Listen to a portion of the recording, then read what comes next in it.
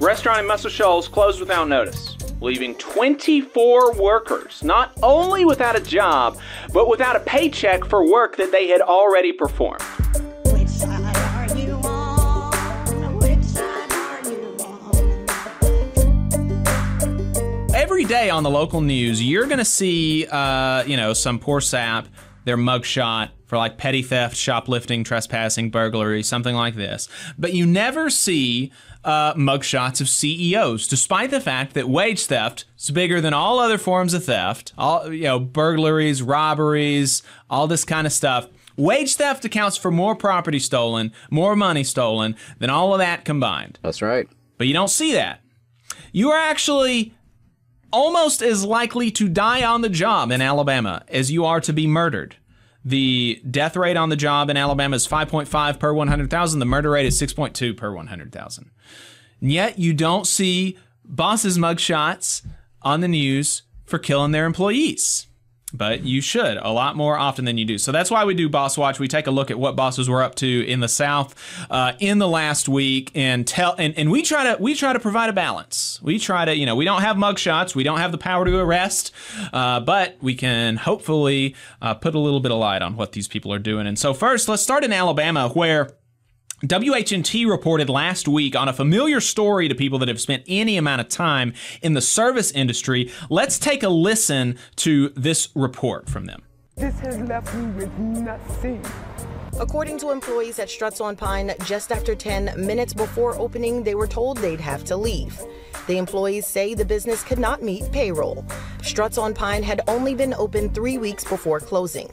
Many of the employees I spoke to said they started working before the restaurant opened its doors to the public and worked doubles during the first 3 weeks. It's me almost a month and a half behind in bills. I'm not qualifying for services because I had a job. So right now I'm empty, no food, no utilities money. So there we go. Restaurant in Muscle Shoals closed without notice, leaving 24 workers not only without a job, but without a paycheck for work that they had already performed. Hopefully, I imagine the Department of Labor's Wage and Hour Division is beginning an investigation into this, since this has already reached the news. It's already been so public and all this kind of stuff. But this happens all too often, despite the fact that employees are expected to give at least a 2-week notice before leaving a job, and some employers have actually even tried to sue to keep workers from quitting. And yet, employers can leave us high and dry with nothing, no notice, any of that kind of stuff. It's really gross. Happened at the restaurant that I used to work at. Happened at BJ's here in Huntsville at Bridge Street. Really gross stuff. The workers at Struts on Pine have organized a GoFundMe. We created a short link for it, tvlr.fm/GoFundMe, to donate to those employees to help them get through this time while they find other employment, because they were left by their entitled owner who jetted off to Hawaii, is what the workers are saying.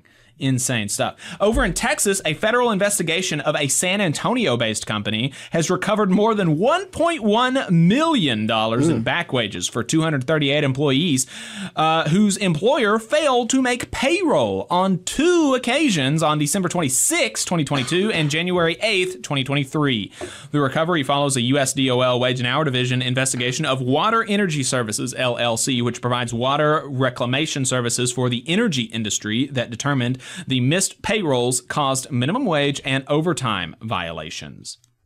Hey, 5 seconds. Just wanted to say that this is only possible because of our donors. If you want to see more of this, then consider donating yourself at tvlr.fm/donate. Over in Florida, a federal workplace safety and health investigation has determined that a Hialeah roofing contractor could have prevented a 28-year-old employee's fatal injuries after a 40-foot fall through a commercial roof to a concrete surface below in Miami Gardens in March 2023 by following federal safety standards. You can prevent a lot of deaths that way. Investigators with the U.S. Department of Labor's Occupational Safety and Health Administration responded to the site and learned that as 5 employees of Sealed Tight Roofing Incorporated worked to replace the roof, one fell through a section of the existing roof that collapsed as the worker was moving a debris-filled wheelbarrow.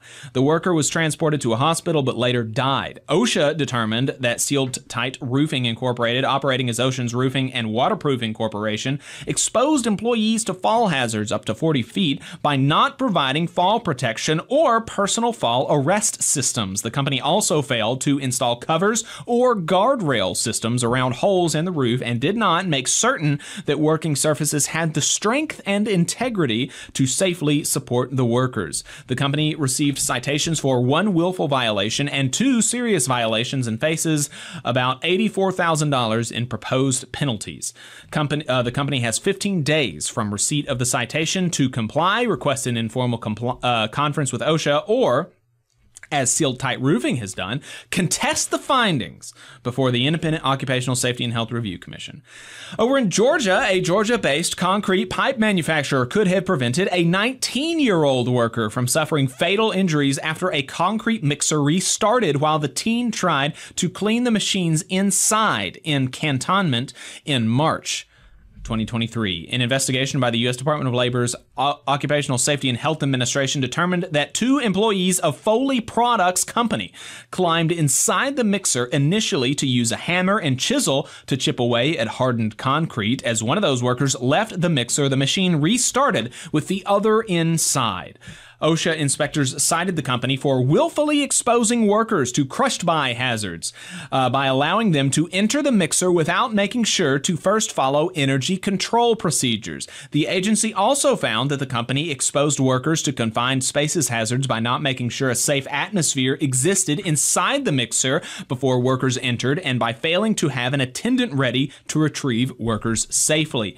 OSHA also determined that the company did not make certain that workers were trained and that they understood the safe application and removal of energy controls before servicing the machines. Foley Products received 1 willful violation and 6 serious violations, facing about $245,000 in proposed penalties. The company has 15 days from the receipt of citations to comply, request an informal conference with OSHA, or contest the findings, as Foley Products has done.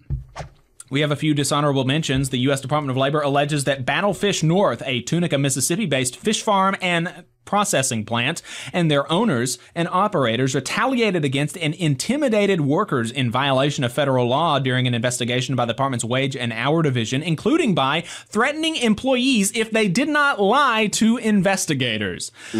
The U.S. Department of Labor recovered about $120,000 in back wages and damages for 35 South Carolina workers who had their wages stolen by Hill Plumbing and Electric Company. Safety investigators found that Holmes Foods, a Nixon, Texas poultry processor, failed to provide eye protection and did not even develop lockout-tagout procedures. They also failed to guard rotating shafts, chains, and sprockets. OSHA is proposing about $60,000 in penalties. Hammock Beach Golf Resort and Spa in Palm Coast, Florida, violated federal laws by requiring employees the resort and spa violated federal laws that require employers to provide workplace safety and accommodations for workers who need to pump breast milk. The employer did not do that in the case of a new mother. Additionally, the employer violated child labor laws, employing children between the ages of 14 and 15 to work longer than federal law permits. A 59-year-old worker for Cedar Head LLC in Colquitt, Georgia, became engulfed and suffocated in a grain silo. The death could have been prevented had the employer followed federal safety standards. OSHA is proposing $41,000 in penalties for the company's violations. You just saw a clip from the Valley Labor Report. We are live every Saturday morning from 9:30 a.m. till 12:30 p.m. And we pride ourselves on keeping all of our content free to everybody so that we can talk to as many working folks as possible. If you support the work that we're doing, you think that it's important, you think that it's good, then consider making a monthly contribution to the project, and you can do that on our website, tvlr.fm. Which side are you on?